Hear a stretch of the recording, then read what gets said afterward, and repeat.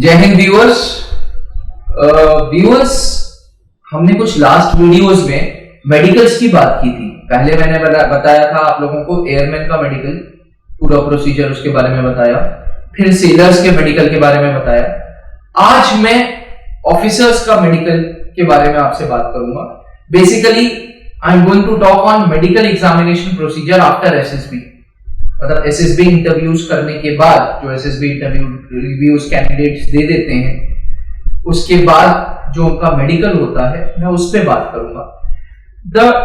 The aim of this video is कि आपको पता चले what exactly is the procedure.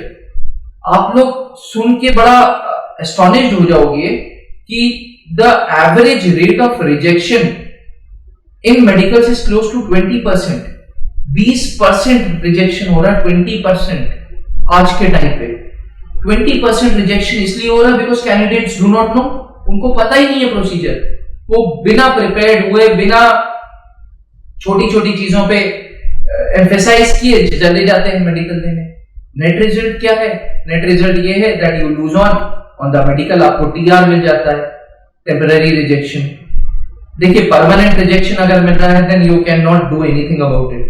दो तरीके के रिजेक्शन होते हैं, एक टेम्पररी रिजेक्शन, एक परमानेंट रिजेक्शन।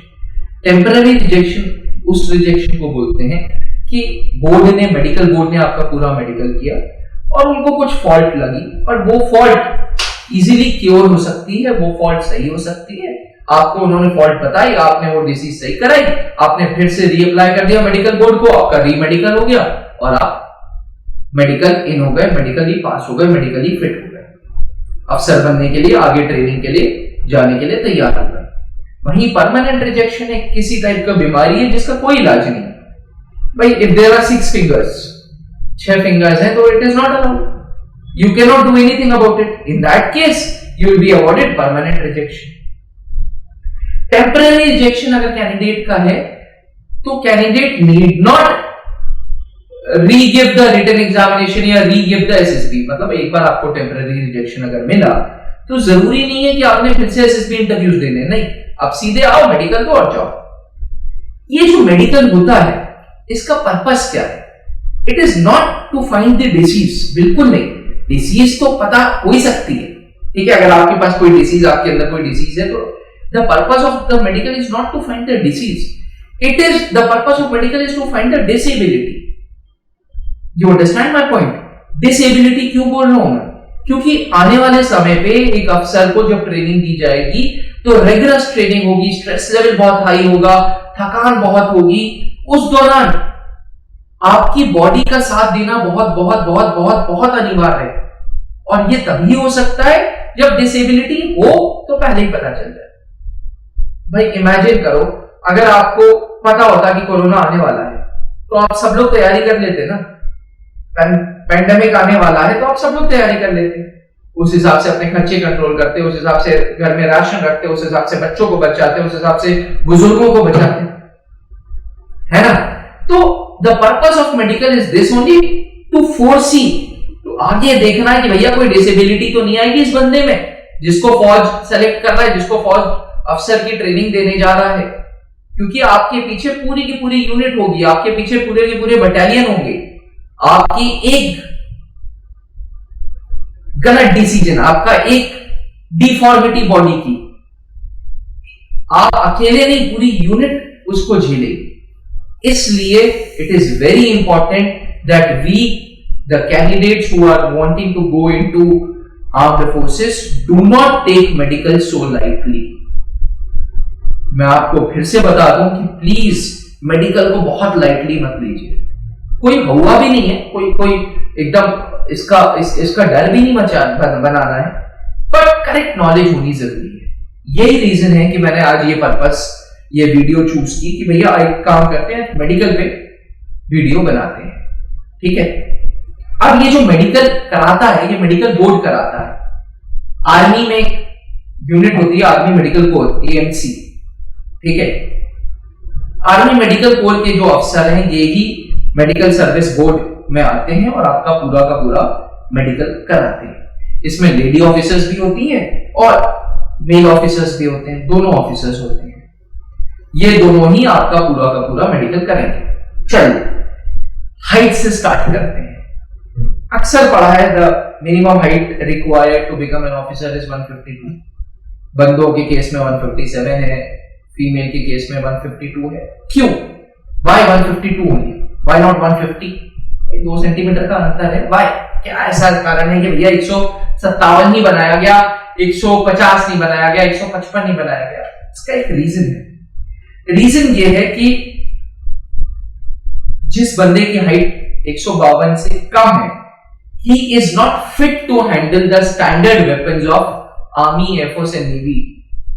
जो स्टैंडर्ड वेपन्स है रोजगार में यूज करने के लिए, वेपन्स के लिए जो वेपन्स हैं आर्मी में यूज करने के लिए, जैसे इंसास राइफल हुई या कोई भी हुआ फॉर दैट मैटर, कोई भी वेपन हुआ, तो मिनिमम हाइट रिक्वायर्ड इज 152। भैया उतनी हाइट चाहिए इस वेपन को हैंडल करने के लिए। मान लीजिए वेपन इतना बड़ा है, हाइट इतनी सी है, मैं पहुंच ही ना पाऊं तो, इसलिए the minimum height is 152 in case of females and in case of males it is 157। Height के करस्पॉन्डेंट में वेट होता है। आप ऊपर लगे हुए फ्रेम में देख सकते हो कि हाइट के करस्पॉन्डेंट में वेट कितना है, प्लस माइनस 10% चलेगा, लेकिन इसके ऊपर या इसके नीचे you will be rated as overweight and underweight subsequently. इतना आपका वेट होगा, या तो ओवरवेट हो जाओगे या आप अंडरवेट हो जाओगे। ठीक है, तो वेट की बात कर ली, हाइट की बात कर ली। अब बायोकेमिस्ट्री पे आते हैं। बायोकेमिस्ट्री मतलब खून की जांच, जो जो जो जो जो लैब के टेस्ट हैं। सबसे पहले ब्लड का हेमोग्राम होगा। हेमोग्राम एक कलेक्टिव टेस्ट होते हैं जिसमें हेमोग्लोबिन चेक होता है, WBC चेक होगा, रेड ब्लड सेल्स चेक होंगे, TLC, DLC, ESR एक टेस्ट होता है इन्फेक्शन चेक करने के लिए। ये सारे के सारे टेस्ट होंगे। जरूरी है आपका हेमोग्लोबिन चेक किया जाए। मेल्स के केस में 13 to 17 है, फीमेल्स के केस में 11 से है, तो ये सब चीजें आपका हेमोग्लोबिन चेक होता है हेमोग्राम के नाम से। ये तो ब्लड का टेस्ट हो गया। आपका पूरा का पूरा यूरिन टेस्ट होगा। यूरिन में पस सेल्स तो नहीं है, किसी प्रकार का कोई यूरिन सिस्टम में डिसऑर्डर तो नहीं है, किसी प्रकार का कोई इंफेक्शन तो नहीं है, तो पूरी की पूरी यूरिन चेकअप होगा। आपका एक्सरे होगा चेस्ट का, इसे बोलते हैं PA चेस्ट व्यू। पूरा का पूरा चेस्ट व्यू है कि चेस्ट में कोई डिफॉर्मिटी तो नहीं है। डिफॉर्मिटी चेस्ट में तो कोई नहीं है, मतलब ऐसा ना हो कि डिफॉर्मेशन की वजह से आपका स्टैमिना अफेक्ट हो। साथ में आपका अल्ट्रासाउंड होगा। Ultrasound plays a very important role in case of female candidates who want to become an officer. जो हमारी फीमेल कैंडिडेट्स हैं उन केस में उनका वुमेन एब्डोमेन चेक होता है, पेल्विक कैविटी चेक होती है, रिप्रोडक्टिव सिस्टम का पूरा चेकअप होता है। दे वांट टू नो, तो ultrasound plays a very important role in case of female candidates. Chest की जब हम बात करते हैं रेस्पिरेटरी डिसऑर्डर में, तो डॉक्टर्स ये देखना चाहते हैं कि किसी प्रकार का कोई रेस्पिरेटरी सिस्टम में तो दिक्कत नहीं है। उसमें क्या होता है, उसमें बेसिकली आपका शेप ऑफ चेस्ट देखा जाएगा, आपका सरकमफ्रेंस चेस्ट का देखा जाएगा, ये देखा जाएगा कि in one single breath chest कितना एक्सपैंड हो जाता है। आप मेरी बात समझना, ड्यूरिंग योर ट्रेनिंग डेज आपको पहाड़ों पे चढ़ाया जाएगा। पोस्टिंग्स में, फील्ड पोस्टिंग्स में, हाई एल्टीट्यूड पोस्टिंग्स में आपको पहाड़ों पे जाएंगे, जैसे जैसे हाइट पे जाएंगे वैसे वैसे एयर क्वालिटी थिन होती है, ऑक्सीजन लेवल कम होता रहता है। तो दे वांट टू नो कि भैया ऑक्सीजन की वजह से इस बंदे का स्टैमिना तो नहीं खराब हो रहा। कभी ऐसा ना हो जाए कि ऑक्सीजन की वजह से, क्योंकि लंग्स इसके खराब है, लंग्स बहुत अच्छे नहीं है फंक्शनल, 70% भी फंक्शनल नहीं है, तो उस केस में क्या है कि उस केस में आपको हो सकता है कि ऑक्सीजन कम हो तो आपको प्रॉब्लम हो जाए। इसीलिए respiratory system is one system जहां कॉम्प्रोमाइज बिल्कुल नहीं होगा, बिल्कुल कॉम्प्रोमाइज नहीं होगा। किसी प्रकार का कोई इंफेक्शन लंग्स में है जो क्योरेबल है, वेल एंड गुड। नहीं क्योरेबल है, sorry boss, you are not eligible. क्यों? क्योंकि भैया ये निश्चित है कि आपने हाई एल्टीट्यूड जाना है। नेवी में सबमरीन्स में चले गए, नीचे चले गए पानी में, फिर प्रॉब्लम है। एयरफोर्स में जैसे जैसे ऊपर जा रहे हो फिर प्रॉब्लम है। तो at the end of the day आप इमेजिन करो, जो सियाचिन में पोस्टेड है अभी, ऑक्सीजन लेवल कितना कम है। लद्दाख में बुरा हाल होता है, ठीक, जम्मू कश्मीर वैली में बुरा हाल होता है, तो सियाचिन में तो बहुत ही बुरा हाल है। अब it is the highest battlefield in this whole world, इसलिए respiration plays a very very important role. Respiration के बाद लिम्स चेक होंगे।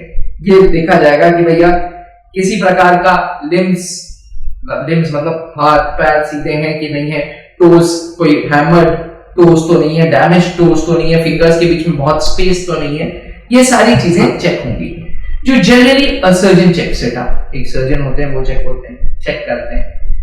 नॉकनीज पे बहुत क्वेश्चंस आते हैं। नॉकनीज मतलब घुटनों का सटना।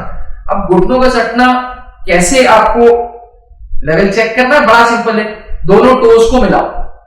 जब टोस को मिलाओगे तो घुटने मिलेंगे। अगर एक स्केल आराम से जा सकता है उन दोनों के बीच में तब नॉकनी नहीं है, पर अगर स्केल नहीं जा सकता तब नॉकनी होने का रीजन हो सकता है कि नॉकनी हो अगर बॉडी में फैट बहुत है, थाइस बड़ी मोटी मोटी है, उस केस में नॉकनी होगा।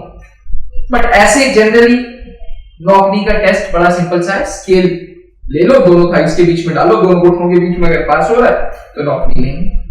अब मान लो किसी नॉकनी वाले बंदे को सेलेक्ट कर लिया, ट्रेनिंग में क्या होगा, दौड़ेगा तो दोनों घुटने सटेंगे, अल्टीमेटली क्या होगा, स्पीड कम होगी, एक्यूरेसी कम होगी।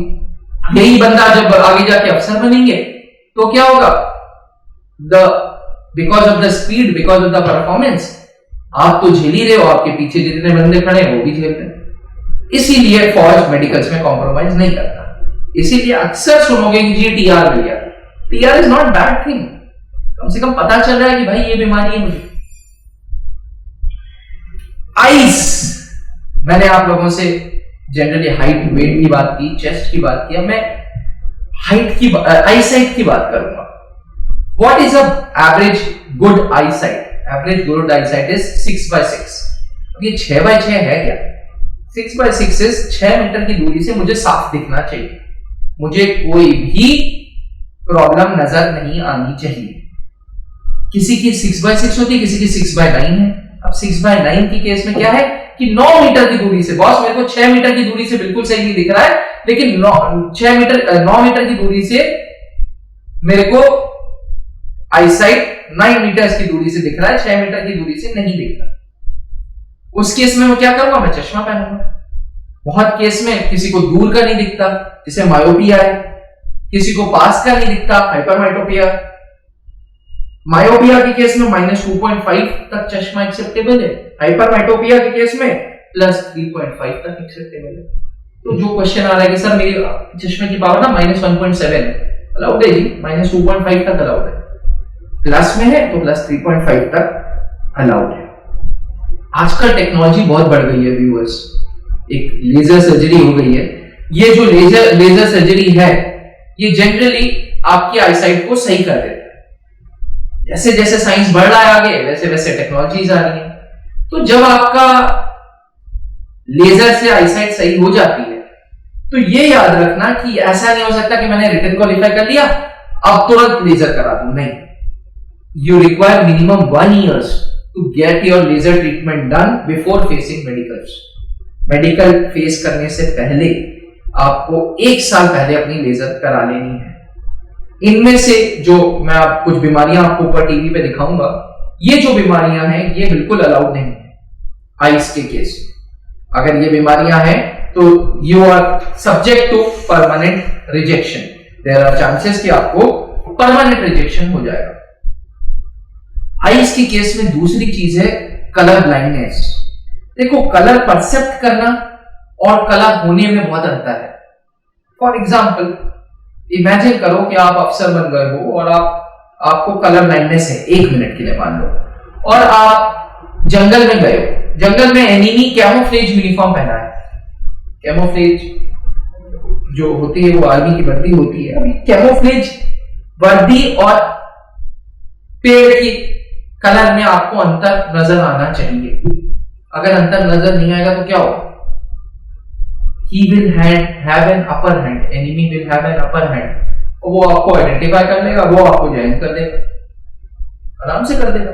इसलिए colour blindness is again an important test which you have to undergo. Colour blindness बहुत जरूरी है जो आपको अंडरगो करना ही करना है। ठीक है, इन सब चीजों पे रियायत नहीं की जाएगी। Don't accept this, don't expect it. Expect भी करना गलत है, फौज इस चीज को बिल्कुल एक्सेप्ट नहीं करेगा और करना भी नहीं चाहिए, क्योंकि एक गलत एक्शन पीछे वाले सब रिस्पॉन्सिबल होंगे आपके एक गलत एक्शन पे। इसलिए ट्रस्ट मी व्यूअर्स, जितना मेडिकल के लिए होमवर्क कर सकते हो उतना करो।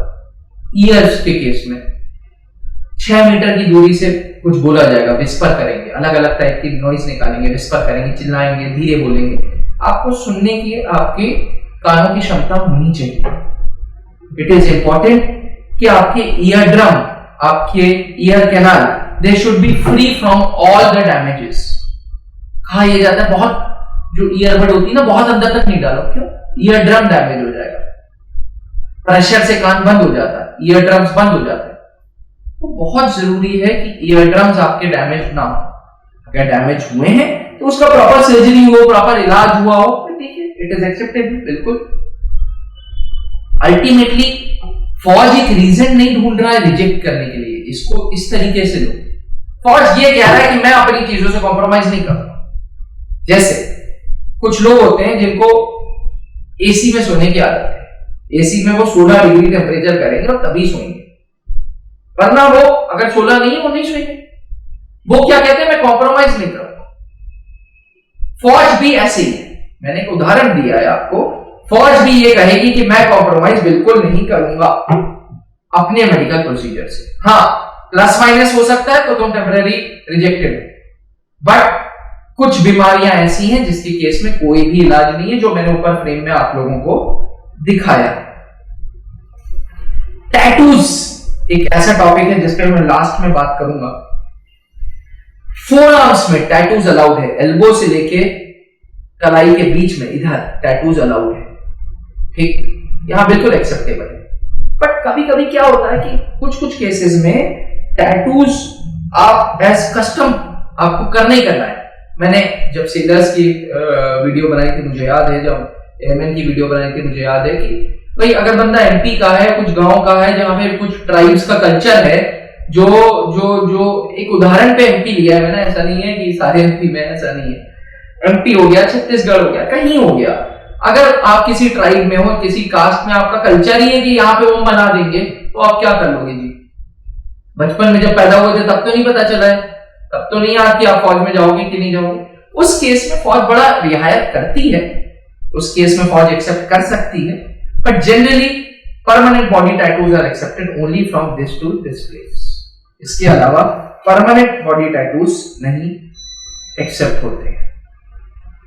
व्यूअर्स, मैंने आप लोगों के लिए बायोकेमिस्ट्री के बारे में पूरा कवर किया है, मैंने हाइट एंड वेट के बारे में, रेस्पिरेशन जैसे चेस्ट बोलते हैं, चेस्ट का पूरा कवर किया है, आईज कवर की है, ईयर्स कवर की हैं। ओवरऑल सिंपल शब्दों में आखिरी में वीडियो को कंक्लूड करते हुए ये बोलूंगा कि एम ये है कि आप सेलेक्ट हो, एम ये नहीं है कि आप रिजेक्ट हो।